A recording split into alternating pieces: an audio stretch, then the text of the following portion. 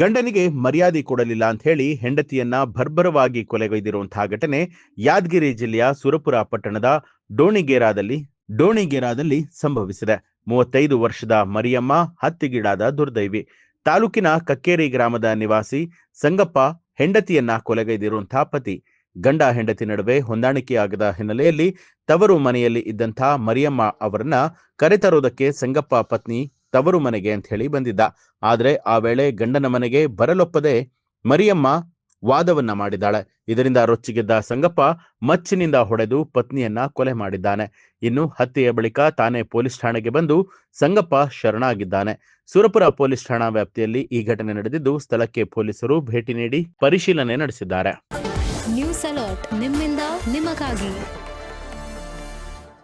ಬೈಕ್ಗೆ TT ವಾಹನ ಡಿಕ್ಕಿಯಾಗಿ ದಂಪತಿಗಳು ಸಾವನ್ನಪ್ಪಿರುವಂತಹ ಘಟನೆ ಕೋಲಾರ ಜಿಲ್ಲೆಯ ಶ್ರೀನಿವಾಸಪುರ ತಾಲೂಕಿನ ಸುಣ್ಣಕಲ್ಲು ಕ್ರಾಸ್ ಬಳಿಯಲ್ಲಿ ನಡೆದಿದೆ.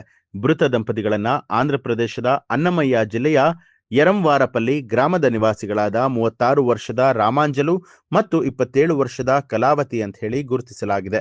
ದಂಪತಿಗಳು ಕೂಲಿ ಕೆಲಸಕ್ಕಾಗಿ ತಮ್ಮ ಸ್ವಗ್ರಾಮದಿಂದ ಬೆಂಗಳೂರಿಗೆ ದ್ವಿಚಕ್ರ ವಾಹನದಲ್ಲಿ ತೆರಳಿದ್ರು.